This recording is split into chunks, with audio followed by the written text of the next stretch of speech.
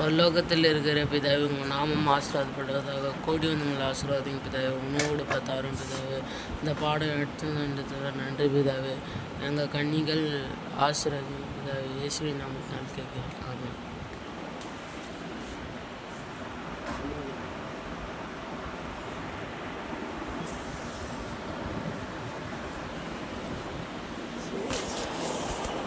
தேவன் கடந்த நேரத்தில் நம்ம என்ன பார்த்தோம்? தேவன் சிருஷ்டிகர். தேவன் சிருஷ்டிகர். அவர் இந்த உலகத்தை ஏதோ உண்டாக்கிட்டே போடல. தேவனானவர் அதை நேர்த்தியாக உண்டாக்கி அதுக்கு என்ன செஞ்சிருக்கார்? போஷித்து கொண்டு இருக்கிறார் என்று நம்ம பார்க்க முடியும். பூமியும் அதில் நிறைவும் கர்த்தருடையது. பூமியும் நிறைவும் கர்த்தருடையது. நம்ம என்ன பார்க்குறோம்? நம்ம யாருக்கு சொந்தமானவர்கள் என்றால் தேவனுக்கு சொந்தமானவர்கள். ஓகேங்களா? அப்போது நாம் உலகமும் அதில் நிறைவும் கர்த்தருடையது அப்படின்னா நாம் என்ன செய்யணும், என்ன கை கொள்ளணும் அப்படின்னா அவருடைய கற்பனைகளை கை கொள்ளணும். பிதாவானவர் பரிசுத்தமாக இருக்கார். அவருடைய வார்த்தைகளை நான் என்ன செய்யணும், கற்றுக்கொள்ளணும் அப்படின்னா இயேசு கிறிஸ்துவனுடைய சிந்தை வேண்டியதாக இருக்கிறதை பார்க்கிறோம். சிந்தை எப்படிப்பட்டது, அவரை எப்படி என்று அவர் வெளிப்படுத்துகிறாரு என்று நாம் பார்க்குறோம். சரி, அவர் என்ன சொல்கிறாரு, என்ன காண்பிக்கிறாரு அப்படின்னா அவர் கீழ்ப்படிதல் உள்ளவராக அவர் பிதாவுக்கு இருக்கார். இயேசு சொல்கிறார். யோவான் 14:10 சொல்கிறாரு, நான் பிதாவிலும் பிதா என்னிலும் இருக்கிறதை நீங்கள் விசுவாசிக்காது இல்லையா? கேள்வி கேட்குறது. பிதா இயேசுக்கிட்ட இருக்கார், இயேசுவோடு இருக்கார். நான் உங்களுடனே சொல்லியிருக்கிற வசனங்களே என் சுயமாய் சொல்லவில்லை. வசனங்களை என்ன செய்யலை, நான் சுயமாக சொல்லலை. அப்படி என்ன தெரியுது? அவர் உண்மையுள்ளவராக இருக்கிறார் என்பது தெளிவாக தெரியுது. ஏன்னா அவர் மகிமையை தேடல, அவருடைய அனுப்பினவருடைய மகிமை குளோரிஃபிகேஷனுக்கு தேட குளோரிஃபையை பார்க்குறாரு. ஸோ இங்கே பார்க்குறோம், சொல்லவில்லை, என்னிடத்திலே வாசமாக இருக்கிற பிதாவானவரே இந்த கிரியைகளை செய்து வருகிறார். நான் பிதாவிலும் பிதா என்னிலும் இருக்கிறதை நம்புங்கள். அப்படி இல்லாவிட்டாலும் என் கிரியைகளின் நிமித்தமாவது என்னை நம்புங்கள். அது என்ன கிரியைகள், ஏன் அப்படி இருக்குது? அது உண்மையுள்ள கிரியைகள் என்பதாக நாம் காண முடியும். கிரியைகளில் நிறைய வகை இருக்குது. மாம்சத்துக்குரிய வகை கிரியை, ஒளிக்கு எதுவான கிரியைகள். சரி பாருங்க, ஒளியானது உலகத்திலே வந்திருந்தும் மனுஷனுடைய கிரியைகள் பொல்லாததாய் இருக்கிறபடியால் அவர்கள் ஒளியை பார்க்கிலும் இருளை விரும்புகிறதை அந்த ஆக்கினை தீர்ப்புக்கு காரணமாக இருக்கிறது. இந்த கிரியை என்ன அப்படின்னா இது மனுஷனுடைய கிரியை. பாருங்க, ஒளியானது உலகத்தில் வந்திருந்தும், ஒளி யாரு?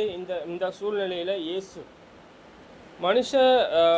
மனுஷனுடைய கிரியைகள் பொல்லாதது. சரி, பொல்லாதது என்ன அப்படின்னா, நாங்கள் இயேசுவானவர் இருக்கார், அவரை ஏற்றுக்கொள்ளாமல், அவருடைய வார்த்தையை கை கொள்ளாமல், நீதியை பின்பற்றாமல், பரிசுத்தத்தில் நடவாமல் எல்லா உலகத்தின் கிரியைகளையும் கொண்டவர்களாக இருக்கிறாங்க. சரி, உலகமும் உலகத்திலே அன்பு கூறாதுங்கன்னு சொல்கிறார். இங்கே பொல்லாதவைகளாய் இருக்கிறபடியால் அவர்கள் ஒளியை பார்க்கிலும் இருளை விரும்புகிறாரே ஆக்கினை தீர்ப்புக்கு ஏதுவாயிற்று.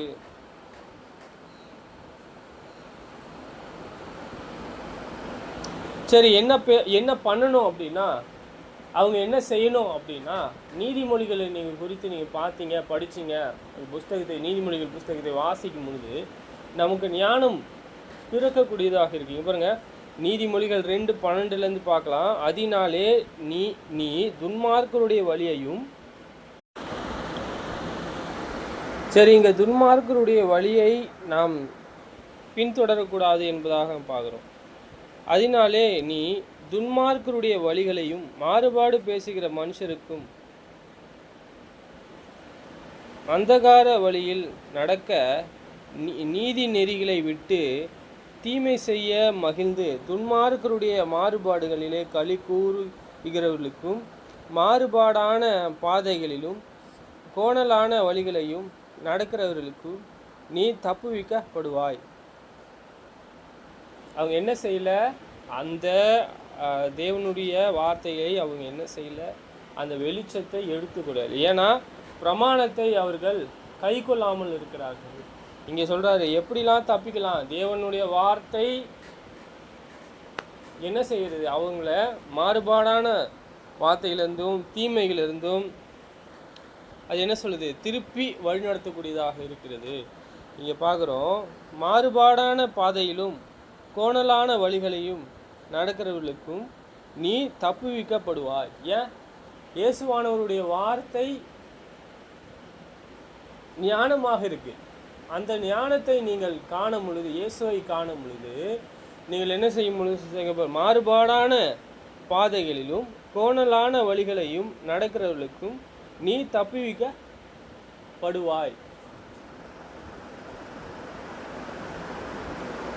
சரி, நம்ம எங்கே போகிறோம் அப்படின்னா, தொடர்ந்து நம்ம இயேசுவானவர் ஒளியாக இருக்கிறார்.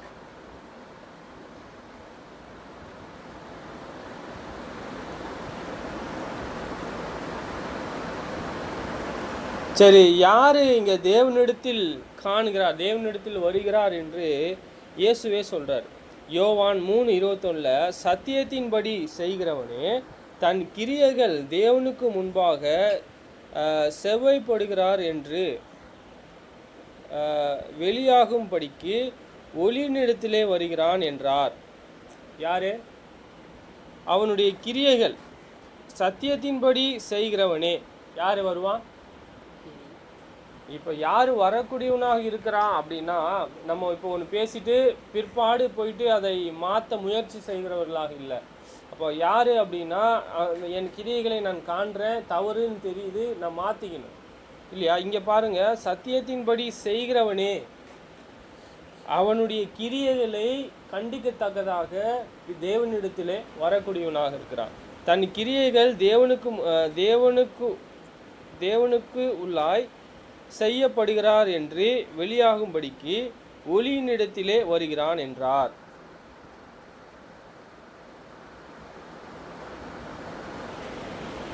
சரி, நம்ம தொடர்ந்து இயேசுவினுடைய வேலைப்பாடை, இயேசுவினுடைய வேலையை குறித்து நாம் என்ன செய்ய வேண்டியது இருக்கிறது, அறிந்து கொள்ள வேண்டியது அவசியமாக இருக்கிறது. சரி, தேவனுடைய வேத வாக்கியங்கள் எல்லாம் நாம் வளர்வதற்கு எதுவாக இருக்கா? இயேசுவானவர் போதித்த எல்லாம் அவருடைய சித்தத்தை செய்வதற்கு எதுவாக இருக்கா? இயேசுவானவர் காட்டின வழி, அவர் போதித்த காரியங்கள் தேவனை மகிமைப்படுத்தி அவருக்கு பயப்படக்கூடிய காரியமாக இருக்கா? சொல்கிறாரு, அவரை தேவனை தேடக்கூடியவராக இருக்கிறார். என் ஆத்துமாவை அவர் மேல் அமர செய்தேன் என்று சொல்கிறார். சரி, நாம் அவரை பின்பற்றும் பொழுது நாம் தேட முடியுமா? பிதாவானவரை காண முடியுமா? பரிசுத்த பிதாவை அவர் எப்படி இருக்கார்? பரிசுத்தமாக இருக்கார். அவருக்குள்ளே என்னென்ன குணாதிசயங்கள் இருக்குது, நீங்கள் எப்படிலாம் வளரணும்னு சொல்லித்தராரா?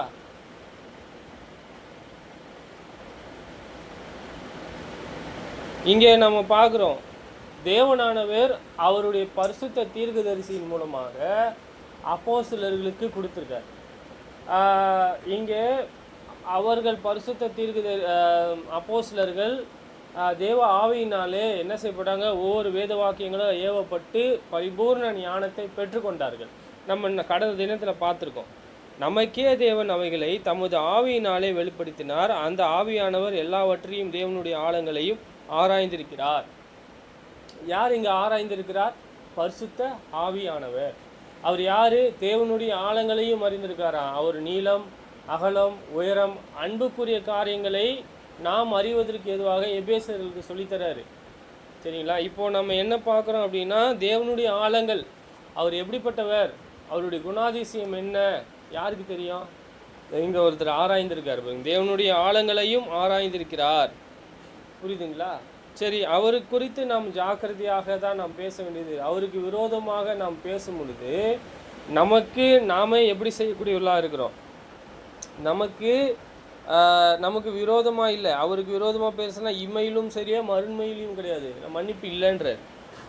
மனுஷரில் உள்ள ஆவியை அன்றி மனுஷரால் எவன் மனுஷனுக்குரியவைகளை அறிவான்? யாருக்கு தெரியும்? என்னுடைய ஆவி என்ன செய்கிறது உள்ள? சரியா? அதுவே ஒரு மனுஷனால் சொல்ல முடியாது. அது என்ன? அந்த ஆவி தான் ஜீவன் என்று மனுஷனுக்கே தெரியாது. எங்கே இருக்குது? தேவன் சுவாசத்தை நாசியில் ஊதினார். அந்த நாசி ஜீவ ஆத்மாவாக ஆயிற்று. ஆத்மாவுள்ள ஜீவன். ஆத்மா வேற, ஆவி வேற. ஜீவன் உள்ள அப்படின்னா அவர் சுவாசத்தை ஊதுறாரு, அதுதான் ஆவி.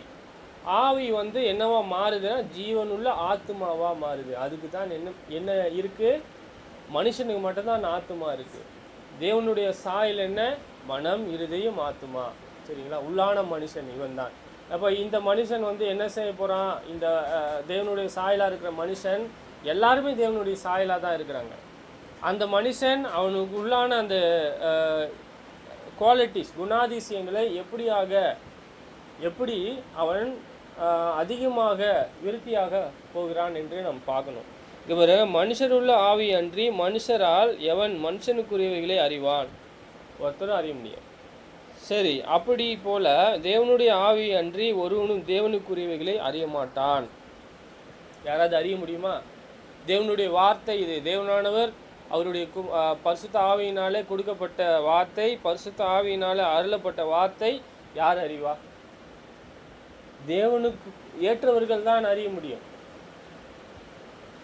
நாங்களே உலகத்தின் ஆவியை பெறாமல் தான் சொல்கிறோமே, நம்ம அவங்க உலகத்திற்கு ஏற்ற போல் இருந்தால் உலகத்தினுடைய ஆவியை அவங்க பெறலை. யாருடைய ஆவியை பெற்றாங்க? இது பாருங்க, ஆவியை பெறாமல் தேவனால் எங்களுக்கு அருளப்பட்டவைகளை அறியும்படிக்கு தேவனால் இருந்து புறப்படுகிற ஆவியை பெற்றோம். இப்போ அதெல்லாம் கிடையாது. 2 சந்ததியோடு நின்றுச்சு. புரியுதுங்களா? அந்த ஆவியின் வரங்கள் எல்லாம் என்ன ஆயிற்று? நிறைவு பெற்றது. சரி, இப்போ நம்ம என்ன பார்க்குறோம் அப்படின்னா, அவைகளை நாங்கள் மனுஷன் ஞானமாய் பேசுகிற வார்த்தைகளினாலே பேசாமல் பரிசுத்த ஆவி பேசுகிற வார்த்தைகளினாலே பேசி ஆவிக்குரியவைகளோட சம்பந்தப்படுத்தி காண்பிக்கிறோம். ஜென்ம சுபாவமான மனுஷன் தேவனுடைய ஆவிக்குரியவைகளை ஏற்றுக்கொள்ளான்.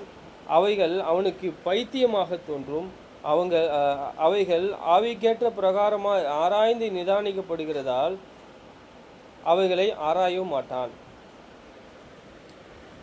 யார் புரிந்து கொள்ள மாட்டாங்க? இப்போ தேவனுடைய வார்த்தை பரிசுத்த ஆவினாலே தேவனுடைய வார்த்தை கொடுக்கப்பட்டிருக்கா? முழுமையாக கொடுக்கப்பட்டிருக்கா? நாம் இயேசுவை போல பூர்ணமாக முடியுமா? சகல சத்தியம் இருக்கிறதா சொல்கிறாரு. இதுக்கப்புறம் எழுத வேண்டியது அவசியமே கிடையாது. யார் புரிஞ்சிக்க மாட்டாங்க அப்படின்னா ஜென்ம சுபாவமான மனுஷன். அந்த ஜென்ம சுபாவமான மனுஷன் என்ன செய்கிறான் சொல்கிறாரு? ஜென்ம சுபாவமான மனுஷனை தேவனுடைய ஆவிக்குரியவைகளை ஏற்றுக்கொள்ளான். தேவனுடைய ஆவிக்குரியவைகளை ஏற்றுக்கொள்ளான். சரி, அவைகளுக்கு பைத்தியமாக தோன்றும். அவங்களுக்கு எப்படி தோன்றுனா பைத்தியமாய் தோன்றும். அவைகள் ஆவிக்கேற்ற பிரகாரமாய் ஆராய்ந்து நிதானிக்கப்படுகிறவைகளானதால் அவைகளை ஆராயவும் மாட்டான். ஆராய்ந்து பார்க்கணும் இல்லை? ஆவிக்குரியதை சம்மந்தப்படுத்தி பார்க்கணும் இல்லையா? அதால் அவங்கள பண்ண முடியாது. என்னன்னு கேள்வி கேட்டு மறந்துடுவாங்க அவங்களே, இல்லை தப்பாக சொல்லுவாங்க. உலகத்தாரெல்லாம் பார்த்தீங்கன்னா அப்படி தான். இங்கே பாருங்கள், ஆவிக்குரியவன் எல்லாவற்றையும் ஆராய்ந்து நிதானிக்கிறான். ஆனாலும் அவன் மற்றவர்களாலும் ஆராய்ந்து நிதானிக்கப்படான். சரி, கர்த்தருக்கு போதிக்கத்தக்கதாக அவர் சிந்தையை யாராலையும் அறிய முடியாது. பரிசுத்த ஆவியானவர் என்ன செய்கிறார்? அவருடைய ஆழங்களை அறிந்திருக்கிறார் என்று நாம் பார்க்குறோம். அதோடு நிறுத்திப்போம்.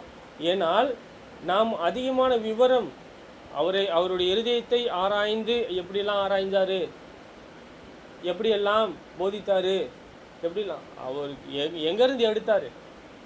என்னிடத்துலேருந்து எடுத்து தான் போதிக்கிறேன்னு சொல்கிறார். அப்போ யாரை மகிமைப்படுத்துகிறாரு? இயேசுவை தான் மகிமைப்படுத்துகிறார். இயேசு யாருடைய வார்த்தைகளை கொடுத்தாரு? பிதாவினுடைய வார்த்தையை கொடுத்தாரு. என்னை கண்டவன் என் பிதாவை கண்டான். இப்போ எங்களுக்கு பிதாவை காட்டுன்னு கேட்குறாரு பிலிப்பு. இவ்வளோ காலம் எங்களோடு இருந்து அறியலையா? அப்போ நான் யாருடைய சாயலாக யாரை வெளிப்படுத்துகிறேன்னு சொல்கிறேன். யாரை வெளிப்படுத்துகிறாரு?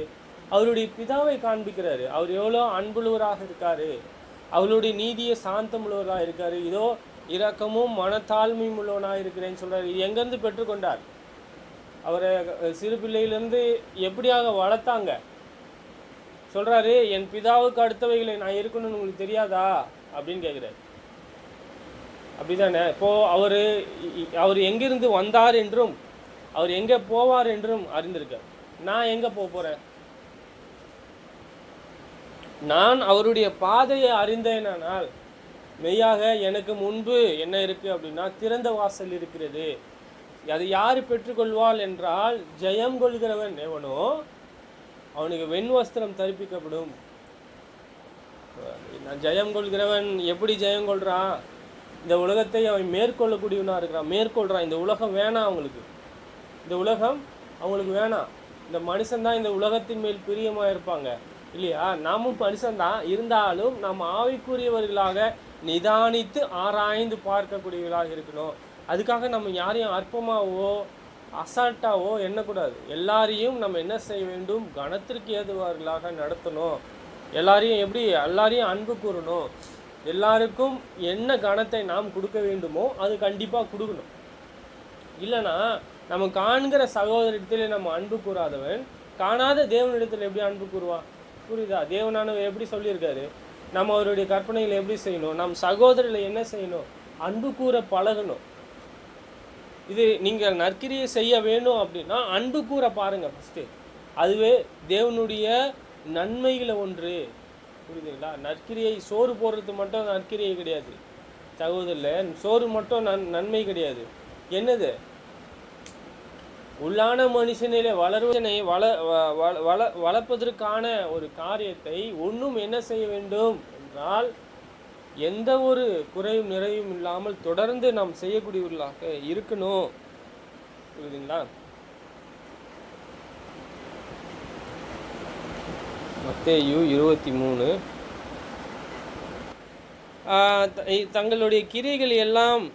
தங்கள் கிரியைகள் எல்லாம் மனுஷர் காண வேண்டும் என்று செய்கிறார்கள்.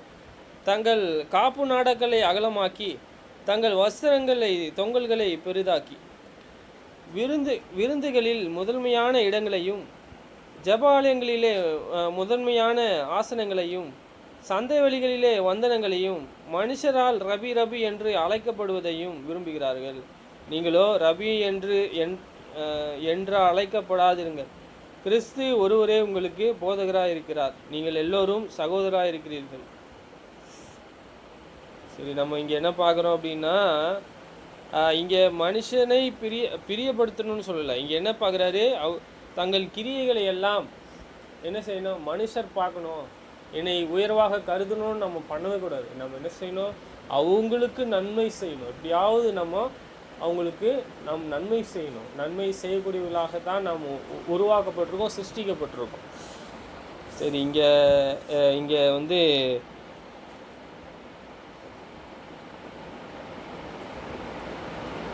பணிகள் என்னவா இருக்கணும் அப்படின்னா, தீர்க்கதரிசின்னு ஒருத்தர் வந்தார், ஆசாரியன்னு ஒருத்தர் இருக்காரு அப்படின்னா அவருடைய வாயில் தேவனுடைய வார்த்தையை தான் தேடணும்.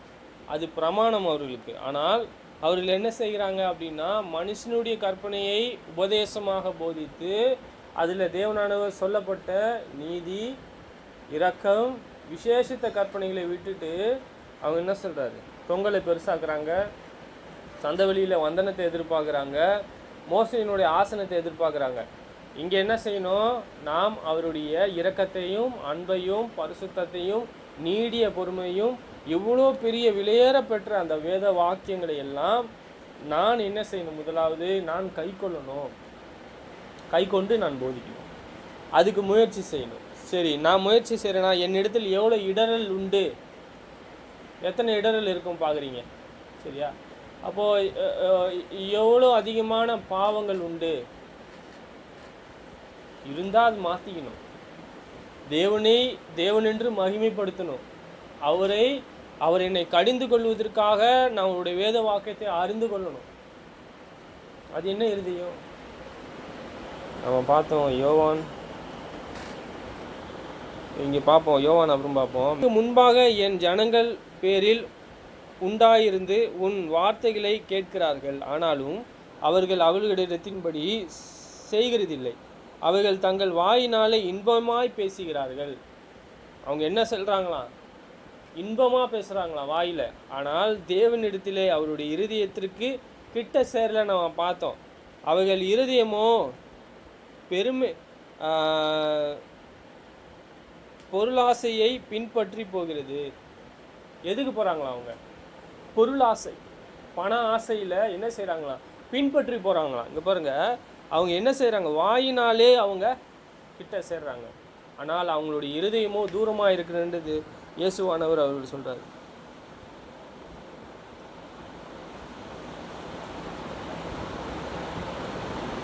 சொல்கிறாரு, ஒரு சாமர்த்தியமாக பாடுறாங்கல்ல, சொல்கிறாரு, இதோ நீ இனிய குரலும் கீத வாத்தியமும் வாசிப்பதில் சாமர்த்தியம் உள்ளவன். தேவனே சொல்கிறார், அவங்க இனிய குரல்ன்றார், சாமர்த்தியவான்னு சொல்கிறார். பாடும் இன்பமான பாடல்களை சமணமாக இருக்கிறாய், அவைகள் உன் வார்த்தைகளை கேட்கிறார்கள், ஆனாலும் அவைகளின்படி செய்யாமல் போகிறார்கள். தேவனுடைய ஒவ்வொரு வார்த்தையும் என்ன செய்கிறது? என்னுடைய யோசனைகளும் என்னுடைய ஒவ்வொரு செயல்களையும் குத்தக்கூடியதாக இருக்கு. அவருடைய வார்த்தைகள் ஒவ்வொன்றும் நான் திருப்பி அதை செய்ய வேண்டும். என்னை எது கடிந்து கொள்ளுதலோ அதை விட்டுட்டு நாம் நீதியை செய்ய வேண்டும். ஆனால் இருதயத்தில் வாயினாலே சேராங்க, இருதயத்தில் சேரல அவங்க.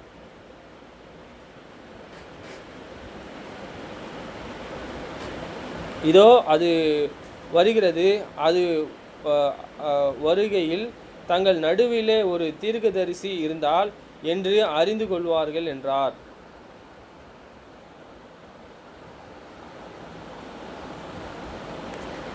சரி, இங்கே இஸ்ரவேலர்கள் எப்படியாக தேவனிடத்தில் சேரலை? தேவனானவர் அவர்களை தொடர்ந்து என்ன செய்யலை அப்படின்னா, அவர்களை மனம் மாற்றணும் அப்படின்னு தேவனுடைய விருப்பம். ஆனால் அவங்க மனம் மாறலை. தேவனையே என்ன செஞ்சிட்டாங்க? தேவனையே அங்கே தொடர்ந்து அவங்க வேதனைப்படுத்தக்கூடியவர்களாக இருக்கிறாங்க அப்படின்னு நம்ம பார்க்குறோம்.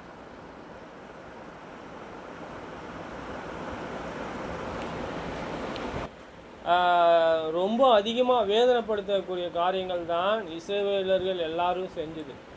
என்னன்னா, தேவனை சேவிக்கவே இல்லை அவங்க. சொல்கிறாரு, தொடர்ந்து அவங்க என்ன செஞ்சுருக்காங்க அப்படின்னா,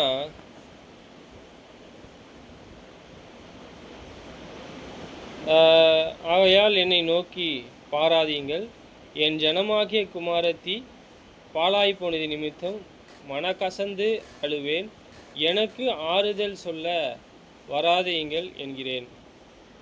ஏசாயா தீர்க்க தரிசனம் உரைக்கிறார். இது எருசலேமுக்கு எச்சரிப்பு, எருசலேமுக்கு தேவனுடைய எச்சரிப்பு. சரி, என்ன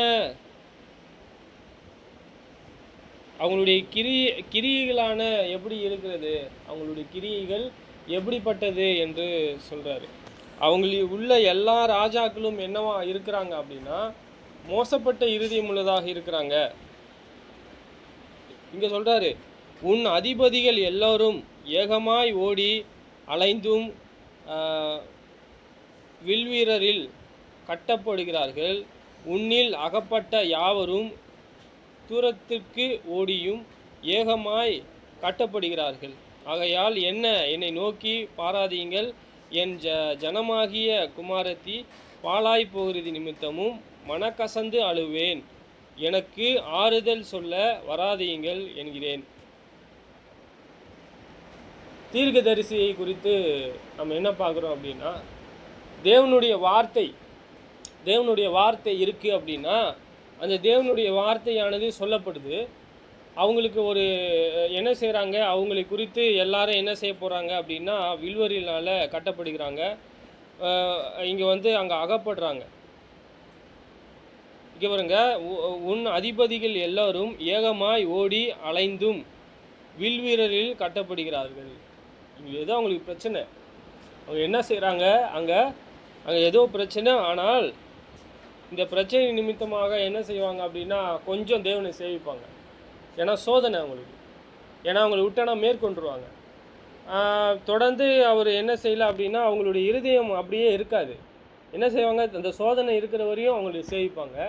சோதனை முடிஞ்சு அடுத்த நாள் கூட என்ன ஆகும் அப்படின்னா, அவங்க திருப்பியும் பழைய நிலைமைக்கே போயிடுவாங்க. சொல்கிறாரு, நீங்கள் அப்படி இருக்கும் பொழுது என்னை தேடாதீங்க, என்னை பார்க்க வராதிங்க, எனக்கு ஆறுதல் சொல்லாதீங்கன்னு சொல்கிறாங்க.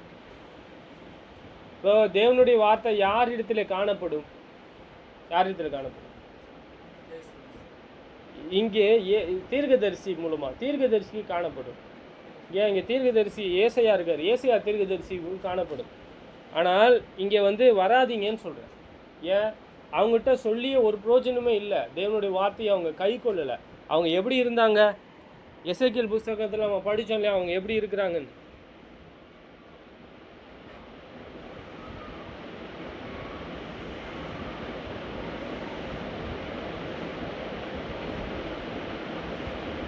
கிரியைகள் இவரால் செய்யப்படுதா?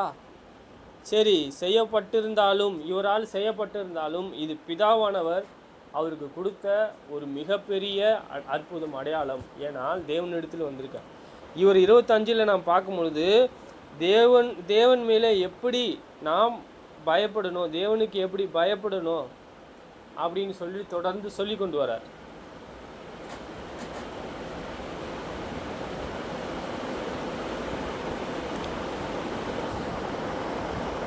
சரி, இதுக்கு முன்னாடி பார்த்தீங்கன்னா இவரெல்லவா கொலை செய்ய தேடினார்கள்னு சொல்கிறாரு 25.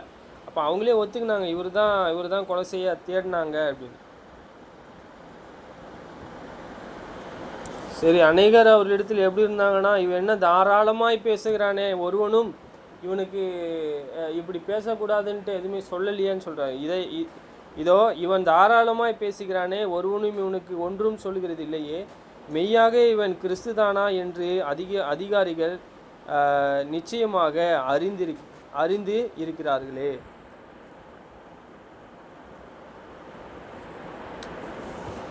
அவங்க பூமிக்குரிய உதாரணங்களில் தான் தொடர்ந்து அவரை காமிச்சிக்கிட்டே இருக்கிறாங்க.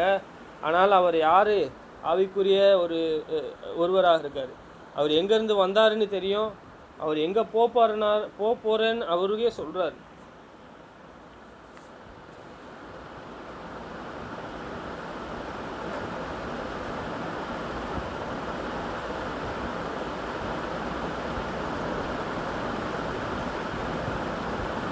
சரி, இங்கே சில வகையான ஒரு இருதயங்கள் இருக்குங்க. இந்த சில வகையான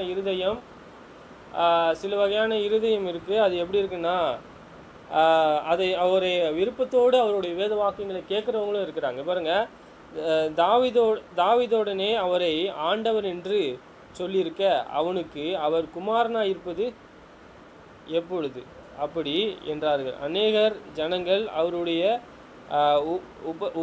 உபதேசத்தை விருப்பத்தோடு கேட்டார்கள்.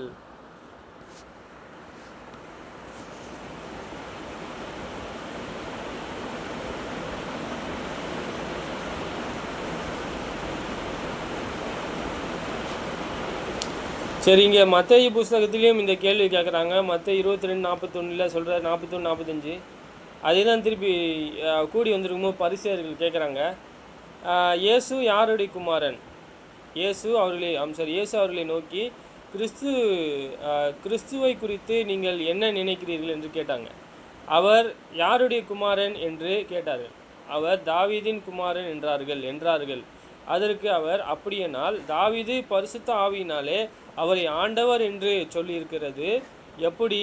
நான் உம்முடைய சத்துருக்களை உமக்கு பாதபடியாக்கி போடும் வரைக்கும் நீர் என்னுடைய வலது பாரசத்திலே உட்காரும் என்று கர்த்தர் என் ஆண்டவனோடே சொன்னார் என்று சொல்லியிருக்கிறார். தாவீது அவரை ஆண்டவர் என்று சொல்லியிருக்க அவனுக்கு அவர் குமாரனாக இருப்பது எப்படி என்றார். சரி, இங்கே அவர் என்னவா இருக்காரு? இயேசு கிறிஸ்து அப்படின்னா, கிறிஸ்து தாவீது பரிசுத்த ஆவியினாலே ஆண்டவன் சொல்லியிருக்க எப்படி குமாரனா இருப்பான்னு ஒரு கேள்வி கேட்குறாங்க.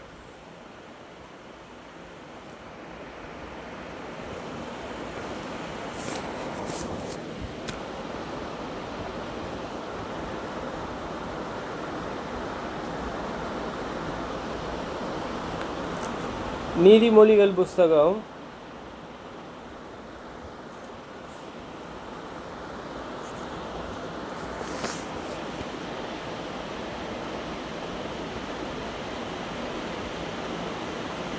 6 சரி, நம்ம இங்கே என்ன பார்க்குறோன்னா 19 நீதிமொழிகள்.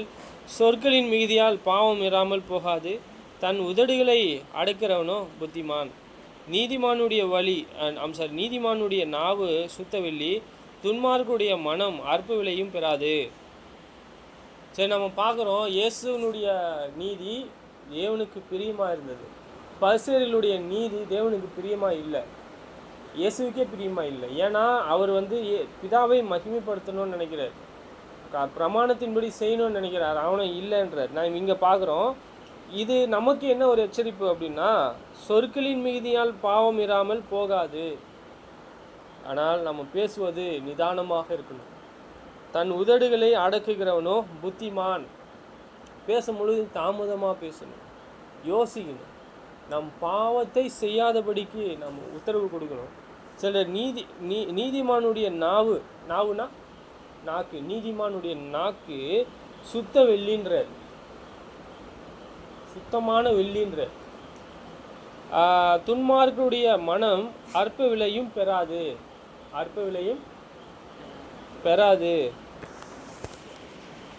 நீதிமானுடைய நாவு சுத்த வெள்ளி,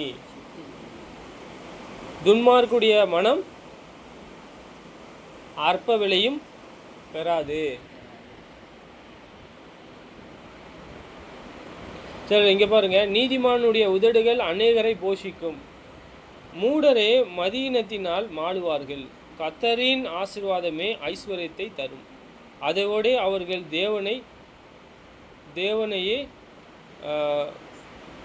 வேதனையை கூட்டார்.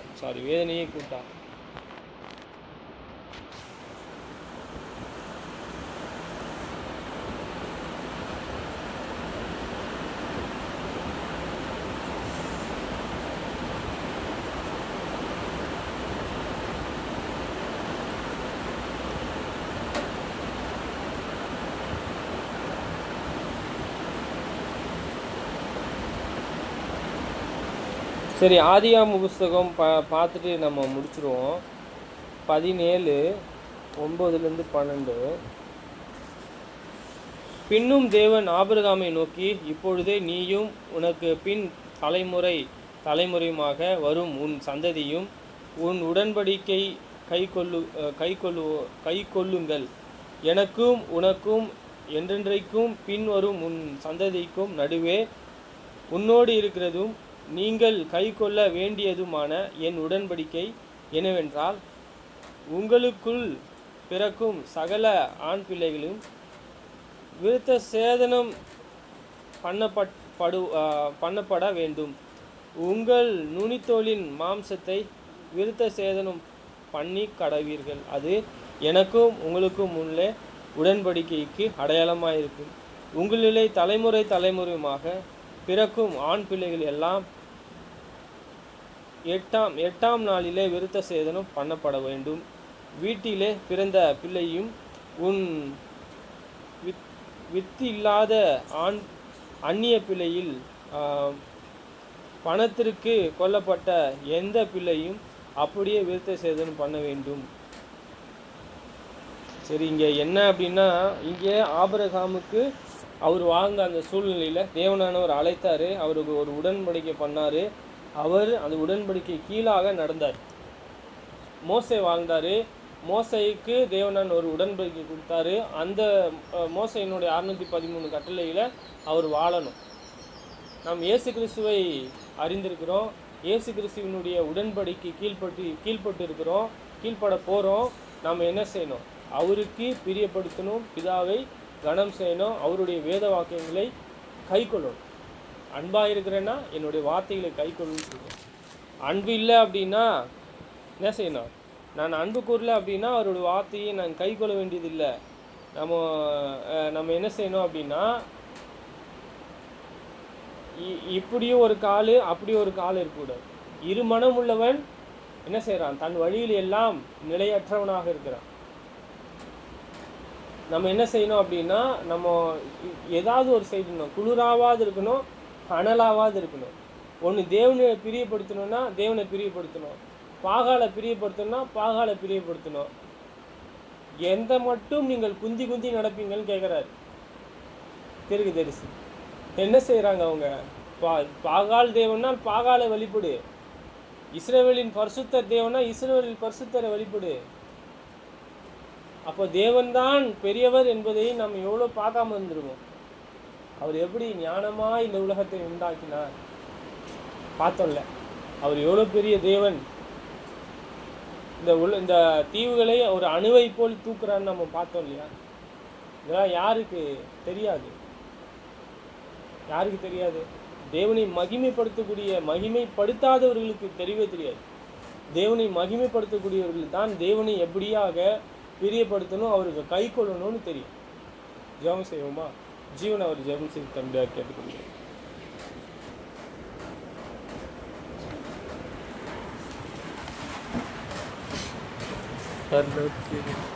பரலோகத்தில் இருக்கிற எங்கள் பிதாவே, உங்கள் நாம ஆசைப்படுவதாக. பிதாவே, இந்த நாளை கொடுத்ததுக்கு நன்றி பிதாவே.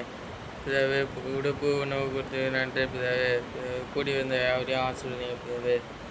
பிதாவே, உங்களை போல உங்கள் குமாரனை போல இருக்கவும் ஆசீர்வதிங்க பிதாவே. இயேசு கிறிஸ்து நாமத்தில் கேட்கிறேன், ஆமென். பரலோகத்திலே வாசமாக இருக்கின்ற பிதாவே, இரக்கமுள்ள தேவனே, உங்களை துதிக்கின்றோம், ஸ்தோத்திரிக்கின்றோம். பிதாவாகிய தேவனே, நீங்கள் பரிசுத்தராக இருக்கின்றீர். தொடர்ந்து உங்களைப் போல உங்கள் குமாரனைப் போல நாங்கள் வளர உதவி செய்யும். எங்களுக்கு தேவையான நன்மைகளை கொடுத்து அருளும் பிதாவே.